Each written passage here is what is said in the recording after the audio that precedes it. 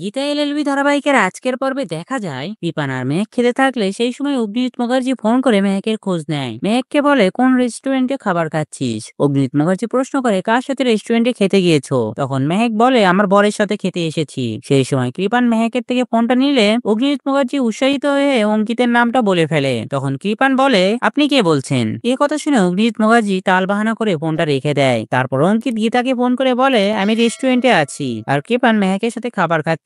আর কৃপানের খাবার মতো দেশি খাটে জোলাপ মিশিয়ে দিয়েছি, খালি বাথরুমে যাবে আর আসবে। গীতা এটা শুনে অগ্নিজিৎ মুখার্জিকে বলে কৃপানের খাবার মতো অঙ্কিত জোলাপ মিশিয়ে দিয়েছে। এটা বলেই তারা আনন্দে হাসতে থাকে। এদিকে কৃপানের জোলাপের অ্যাকশন শুরু হয়ে যায়। খাবার টেবিল থেকে সোজা বাথরুমে দৌড় দেয়। তারপর অঙ্কিত আসলে মেহেক খেতে বলে। মেহেক বলে আমার বড় না খেলে আমি কেমন করে খাই, আগে তুমি খাও তারপরে আমি খাচ্ছি। এই বলে অঙ্কিতের মুখে খাবার তুলে দেয়। সেই সময় কৃপান টয়লেট সেরে আবার টয়লেটে দৌড় দেয়। এইভাবে যেতে আসতে কৃপান একসময় ক্লান্ত হয়ে পড়ে যায়। তারপর মেহেক অ্যাম্বুলেন্স ডেকে কৃপানকে হসপিটালে নিয়ে যায়। এদিকে মেহেক ব্যানার্জি বাড়িতে এসে কান্নাকাটির নাটক শুরু করে দিয়ে বলে আপনার ছেলের খাবারে বিষক্রিয়া হয়ে হাসপাতালে ভর্তি হয়েছে। কিরণকান্তি ব্যানার্জি মেহেককে বলে কোন হাসপাতালে। হাসপাতালের কথা শুনে কিরণকান্তি ব্যানার্জি বলে আমার ছেলে সরকারি হাসপাতালে, এত বড় লোকের ছেলে সরকারি হাসপাতালে, আর বলে আমার ছেলে 5 স্টার ট্রিটমেন্ট পাবে তো। তখন মেহেক বলে 5 স্টার ট্রিটমেন্ট পাবে কিনা জানি না, মনে হয় কৃপা আর নেই। এরপর পদ্ম মেহেককে বলে আমার বর ঠিক আছে তো, আর এসব কিভাবে হলো। মেহেক বলে কৃপানের কিছু হয়নি, অঙ্কিত খাবারে জোলাপ মিশিয়ে দিয়েছিল,